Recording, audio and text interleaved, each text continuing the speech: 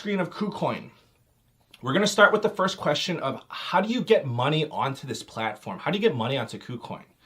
So first, I just want to say that you can upload money, so dollars, onto Kucoin directly. Honestly, I'm a big fan of Kucoin. I really am. However, the commission is going to be higher if you're uploading dollars straight to Kucoin.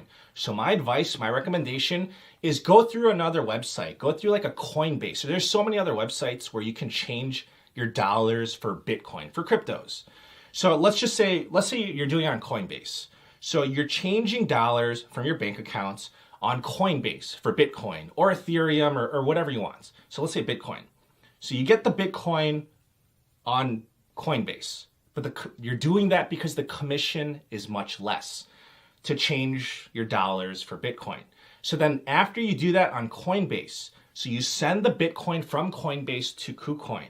So that's my recommendation, because again, you're going to save a lot of money converting your dollars to your cryptos, your dollars to Bitcoin or Ethereum or whatever it might be. So then after that, then you're going to have your money on Kucoin. You're going to be ready to go. So question number 2, how much interest can I make? So let me show you. So this is the home screen. We'll go to our assets. So then in the middle, you're going to click on the lend idle assets and earn interest. So let's go there. So I just want to say that you can lend a variety of coins. I am personally lending USDC and USDT. The reason why I'm doing that is because they give you the best interest rates. So let me show you. So if you look on this is USDT. You can look at the top left. It's USDT, that's the coin you're dealing with. On the right side, it's gonna give you the interest rate you will be getting if you are lending out your money. This is gonna be fluctuating. We'll go over that. So currently, you would be getting 54.75%. That's the interest rate that you would get on your money when you're lending it out. So let me explain. What's going on the right side of the column? These are people who are trying to lend their money. They list what rate that they want to get their money for. So they're putting out loans, and it's like a market system, supply and demand. The supply of the loans. So you as the lender, you're saying, I want to lend my money and this is the rate that I want to get. And it's going to give you the loans that are out there in order of basically lowest interest rate, and it goes down further to highest interest rates. So obviously the orders, they're going to fill from the lowest interest rate and then go down. So basically, if the crypto market is doing really good, if Bitcoin is just booming, there is a greater demand for people to borrow money because the market's doing so good. People want to borrow more money. There's more demand. There's more demand for loans. So then people are willing to pay a higher interest rates. So currently, right now, when I'm shooting this video, the market's doing really good. So the interest rates are very high. I currently see it at 54.75%. But then let me scroll down. You're going to see all these people. See, these are what people are listing their loans for. It doesn't necessarily mean it's going to fill. It probably won't. I'll go down further, like 70%, 80%. You got people crazy. I mean, this is unlikely. It's improbable that these loans will be filled, that a borrower will actually take these loans. But I've seen it happen. I've personally seen it where the market gets so good, there's so much demand for these loans that I've seen the interest rates get to 110%, filling at those amounts. But let me just say on the flip side, when the market is doing bad, you're going to see the interest rates for USDT drop to as low as 25%. It was actually there just a few days ago when the market wasn't doing so hot. So I've seen it from 25%, the rate, 25% to like 110%. Currently, it's at 56.57%, which is an amazing rate, obviously. The reason why I'm lending out USDT is because, again, this is the highest rate that I've seen in terms of the coin. I'm also lending out another stable coin, USDC. So let me click on that. You can lend out USDC, but you're gonna be getting a lesser rate. So the rate on this one, USDC, is 29.93%. It's gonna follow the same concepts of supply and demand. The reason why USDT is getting a better interest rate is because USDT is utilized more than USDC. It's simply that. There's just more demand for USDT. So if there's more demand, more people are going to be trying to borrow it, and then that's going to That's going to raise the interest rates. There's less people that want to borrow USDC, so there's less demand, so the interest rates are just less. That's how it works. So then you can lend out other coins or tokens as well. For example, look at this. You can lend out Bitcoin, Ether, Ethereum, BAT, Bitcoin Cash, BNB. There's so many. The list goes on and on. So let me give you an example for BTC. So you can lend out your Bitcoin too. So we click on Bitcoin. But again, the reason why I'm lending out USDT and USDC is because the interest rates are so much better. As you can see from my screen, Bitcoin, you can lend out your Bitcoin, but you would only be getting an interest rate of 2.55%. When the market's doing really good, I've seen this as high as 3%. When the market's really bad, I've seen this as low, the demand as low as 2%. So it fluctuates as well. But again, let me quickly look at Ether. So Ethereum's a little bit higher, 2.92%.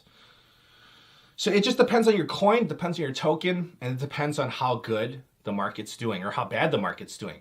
It also depends on the duration of your loan. So if you're willing to loan your money for 7 days, 14 days, or 28 days, that's gonna mess with the rates. The longer you're willing to lend out your money for, the higher the rate you're gonna get. It's gonna be slightly higher. So if you're offering loans for 28 days compared to 7 days, then you're gonna be getting a little bit of a little bit of a higher rate. Okay, so I hope that helps answer that question. So I'm pulling these questions off my other video. Again, I made a video about the tutorial about how to do this. So I'm pulling the FAQs off that. The third question I have is, what are the risks? What are the risks of doing this? Okay, a lot of people are asking, what if someone defaults? So you are the lender, and then the borrower is borrowing your money. What happens if your money to the borrower and the borrower defaults? So here's what I'm gonna say. First of all, in order to borrow, so you can check this from the perspective of the borrower as well, because you can borrow money here too, of course. This is how that works. If you wanna borrow money, you gotta put up collateral. If the value of your account starts falling to a certain threshold, Kucoin's gonna automatically liquidate your accounts and pay the loan back to the lender. So basically, this is working the same as like a stock account, an equity account. If you're on margin and you get a margin call, what are they gonna do for stocks? Ameritrade or Robinhood or whoever it is, they're gonna sell your stocks automatically because that's in the contract, and then they're gonna take your money to pay off the loan because it's gonna be too risky, because they don't wanna be, dealt that blow and be on the hook for that money. So they're gonna have a margin call. They're gonna liquidate your collateral. That's what happens. Another backup is that, 15% of your earnings, so not 15% gross, but 15% of the interest you earn, it's gonna go towards the trading fees, and it's also gonna go towards money for the insurance fund. So basically, Kucoin is prepared to, have money readily available if there is an issue where the collateral wasn't sufficient to cover the losses of the loan. So they're gonna have an insurance fund set up. Again, I'm not giving you any guarantees, but I'm just telling you what Kucoin is saying. So another way that you could lose money is if your coin just goes to crap. But this is not an issue with Kucoin. This is an issue with the underlying coin just going to zero. For example, I am lending out USDT. So what happens? If USDT, let's pretend USDT is discovered to be a fraud and that coin goes to zero. Obviously, that's outside the control of Kucoin or anybody else or any other exchange. But if USDT is found out to be a fraud, then the value of the coin goes to zero. Well, then I'm going to be screwed because, I'm holding and lending out a worthless coin. So that is another reason why I kind of wanted to diversify my holdings. So let's see. I am currently lending out $539,000 of USDT, but I wanted to diversify just in the black swan event that happens. I get wiped out on USDT, then I'll have money in USDC. So I'm lending out $257,000 worth of USDC. So Another reason why USDT might be getting a higher interest rate is because USDC, they got all their ducks in a row. They go through audits, everything properly. USDT, on the other hand, they are shady.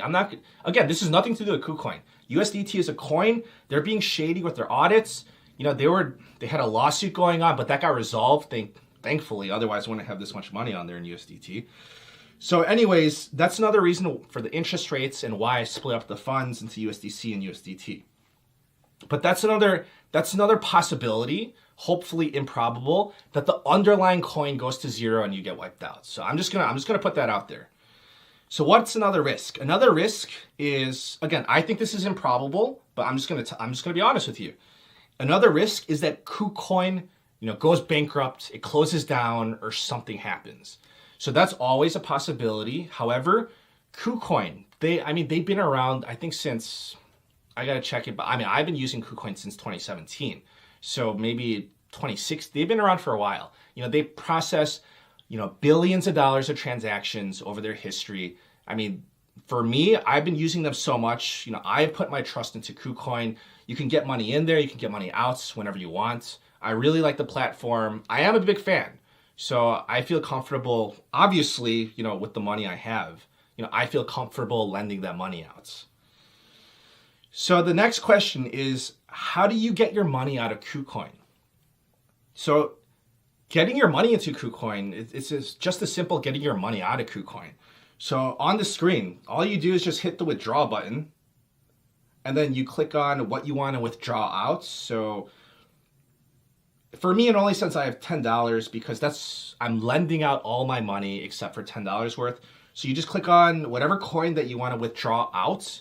So then again, I would say, if you have like a Coinbase account, then you just withdraw it out to Coinbase, and from Coinbase, you withdraw it to US dollars to your bank account. So it's as simple as that. So getting your money out is very straightforward. It's very simple. It's just as easy as getting your money